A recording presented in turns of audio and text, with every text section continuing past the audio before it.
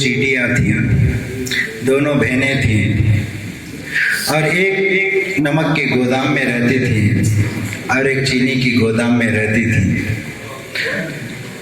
और अपने अपने पुण्य और अपने अपने पाप के कारण अपनी अपनी जिंदगी वह दोनों जी रही थी। एक बार चीनी गोदाम में रहने वाली चींटी ने मन में विचार आया कि अब ये बहुत दिन हो गए यहाँ इस चीनी की गोदाम में चीनी खाते खाते बहुत अच्छी खुशहाली ज़िंदगी हमने व्यतीत किया, लेकिन मेरी बहना वह कहाँ रह रही है, कैसे रह रही है, इसलिए उसको थोड़ा चिंता उत्पन्न हुई। तो उसको देखने के लिए वहाँ पर जाने का उन्होंने विचार किया और इसके उपरांत वह चीनी की गोदाम में रहने वाली चींटी एक दिन वो अपनी बहन के पास जाती है और उसके पास जा करके कहते हैं कि बहना, और दोनों जैसे ही मिल जाते हैं तो बहुत आपस में दोनों को खुशी होती है कि जैसे दो रिश्ते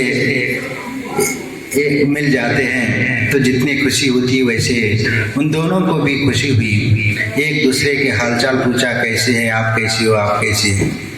दोनों ने कहा कि हम तो बहुत अच्छे हैं, हम तो बहुत अच्छे हैं। फिर इसके उपरांत चीनी की गोदाम में रहने वाली चींटी अपनी बहन से कहती है कि बहना, तू तो कितनी कमज़ोर हो गई है, इस नमक के कोठी में रहते रहते बहुत दुबली हो गई है, तो ऐसा कर ले कुछ दिन के लिए तो चीनी की गोदाम में चलो, वहाँ बहुत अच्छा मीठी चीनी है और वह खा करके तुम्हें बहुत खुशी होगी और तुम वहीं पे चलो। यहाँ तो वैसी आपकी ज़िंदगी जीना हो रहा है, उसके अपेक्षा से वहाँ पर यदि मेरे साथ रहोगी तो बहुत अच्छा होगा। तो बहन की बात सुन करके उसका मन नहीं हो रहा था कि मैं बहन के उस कोठी में वहाँ पर जाऊँ, लेकिन फिर आखिर में उनके आग्रह को देखते हुए उस नमक गोदाम में रहने वाली चींटी वो जाने के लिए तैयार हो जाती है और वो दोनों वहाँ पर चलती है और रास्ते में बात करते हुए चल रहे हैं और वह कह रही है, चीनी की गोदाम में रहने वाली चींटी अपने बहन से कहती है कि बहन, वो चीनी की गोदाम में वो अलग अलग 3 कोठियाँ हैं और तीनों कोठियों में अलग अलग क्वालिटी की चीनी है और बहुत अच्छी मीठी है। पहले के गोदाम से दूसरे गोदाम में, दूसरे गोदाम से तीसरे गोदाम में बहुत मीठी मीठी चीनी है और तुम्हें आज बहुत आनंद आएगा उसको खा करके। इसीलिए अपन पहले गोदाम में जाते हैं और वहाँ का स्वाद आप लोगे तो तुम्हें बहुत आनंद आएगा। फिर बातें करते करते वह दोनों उस चीनी की गोदाम में पहुंच जाते हैं और जैसे ही पहले गोदाम में पहुंचे, वह चीनी की गोदाम में रहने वाली चींटी ने इस चीनी की प्रशंसा करते हुए उसको कहा कि बहन, ये बहुत अच्छी चीनी है, एक बार इसका स्वाद करके देख लेना। और उसने उस गोदाम में वह चीनी थी उनको दिखा दिया और वह चीनी खाना शुरू कर दिया। फिर उसके उपरांत वह चीनी की गोदाम में रहने वाली चींटी अपने बहन से पूछती है कि बहना, शक्कर का स्वाद कैसा है, उस चीनी का स्वाद कैसा है, बताओ। वह नाक मरोड़ती हुई कहती है कि अरे, ये भी तो वैसे ही है, जैसे नमक के गोदाम में है वैसे ही तो ये भी है, वो भी सफेद है और ये भी सफेद है, इसमें और उसमें क्या अंतर है, दोनों बराबर है।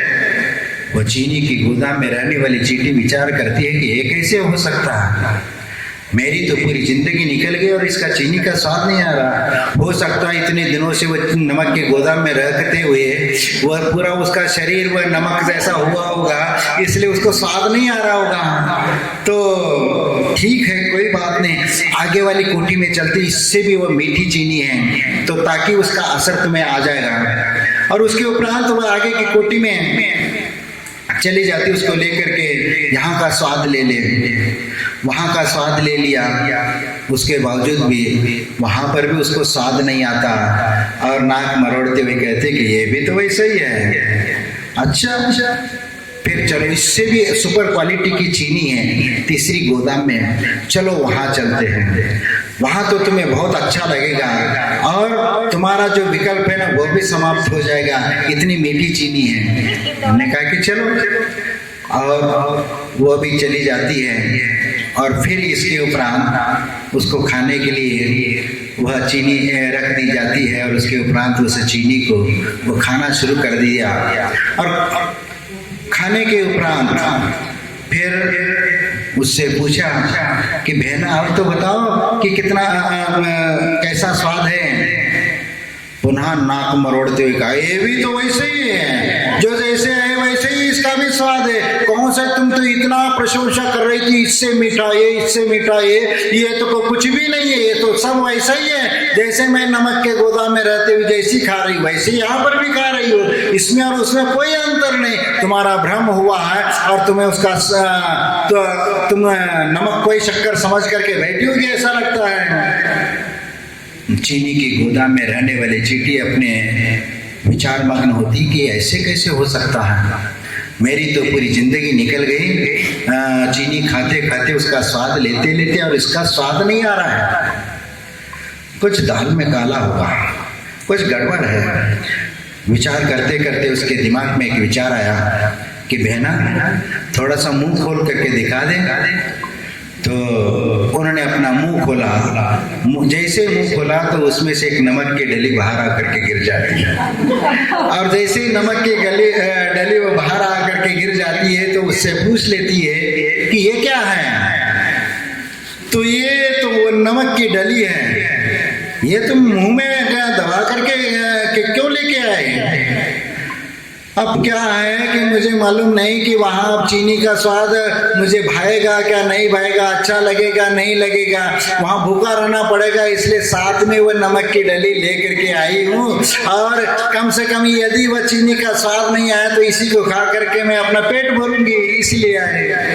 अरे बेना, अब देख लो, अब ये नमक की डली तो निकल गई, अब चीनी का स्वाद लेकर के देख ले। तो इसके उपरांत वह चीनी का स्वाद जैसे लिया वैसे वह आश्चर्यचकित हो करके वह कहती, बहना इतनी अच्छा मीठा है ये, हमें तो मालूम नहीं कि इतनी अच्छी मीठी चीनी होती है। अरे मैं तो गलत फहमी में थी, क्योंकि अभी तक तो मुंह में वह नमक का डली थी, इसीलिए उसका स्वाद नहीं आ रहा था। लेकिन जैसे ही नमक की डली बाहर हो गई वो बहुत अच्छा, और तुम तो बहुत खुशहाली जिंदगी जी रही है। वो बहना कहती है कि बहना, अब नमक के गोदाम में जाने के अपेक्षा अपन दोनों यहीं पर रह कर के इसी गोदाम में रह लेते, अपनी जिंदगी जी लेते। तो उन्होंने उस बात को समझते हुए उन्हें स्वीकार कर लिया और दोनों साथ में रह करके अपनी जिंदगी जीना शुरू कर दिया। लेकिन हमें समझ में नहीं आता कि यह नमक के गोदाम में रहने वाली चींटी की ये कहानी नहीं, ये हमारे तुम्हारे जिंदगी की कहानी है। क्योंकि हम भी अनंत काल से संसार में परिभ्रमण कर रहे हैं, लेकिन हम इसके बारे में कभी विचार नहीं करते हैं। क्योंकि घर गृहस्थ के जंजाल में फंस करके हम कितने राग द्वेषादि कषाय करते हैं और इतना सारा विकल्प पाल करके रखते हैं।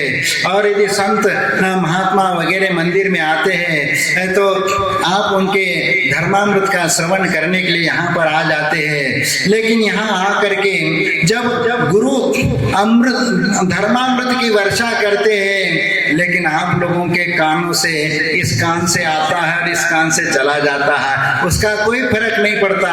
क्योंकि आप लोग यहाँ पर मंदिर में आने के उपरांत भी यह संसारी प्राणी अपनी पंचेंद्रीय वासना रूपी नमक की डली अपने साथ में लेकर के आते हैं, और इसीलिए धर्मामृत की स्वाद उनको कैसे आएगा जब तक वह संसार की मोह माया की नमक की डली वहीं पर छोड़ करके आओ और इसके उपरांत यहाँ धर्मामृत की अमृत का स्वाद लेकर के देख लीजिए, आपको आनंद आएगा। एक बार ये आनंद आएगा तो आप इसकी परिकल्पना नहीं कर पाएंगे, और इसीलिए ऐसे अमृत की पान करके जीवन आपका तृप्त हो जाएगा और बार बार उसको पाने के लिए आपका मन लालायित हो जाएगा।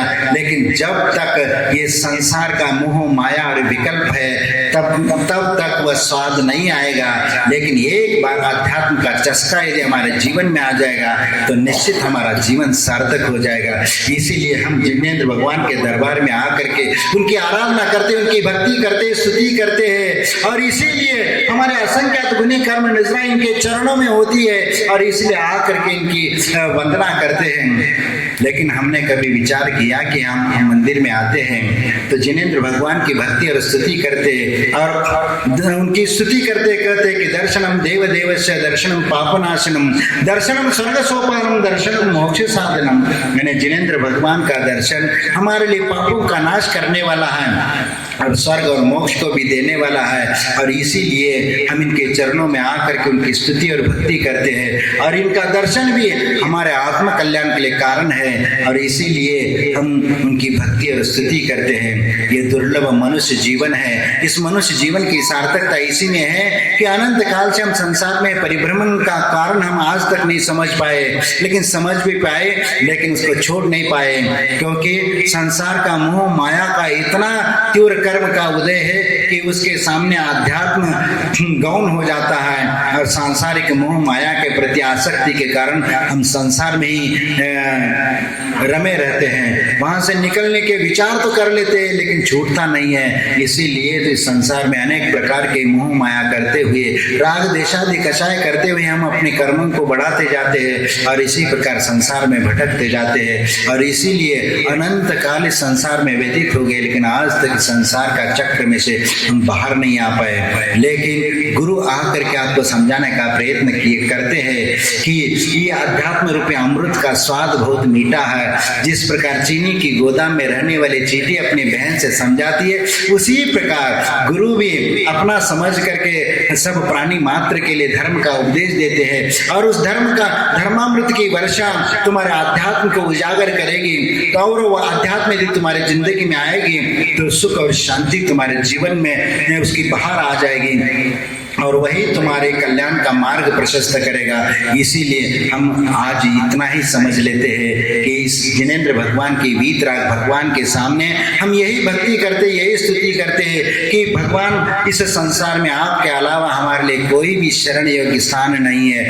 इसीलिए अन्यथा शरणम नास्ति त्वमेव शरणम मम तस्मात् कारुण्य भावेन रक्ष रक्ष जिनेश्वर, रक्ष रक्ष जिनेश्वर। जय बोलो महावीर भगवान।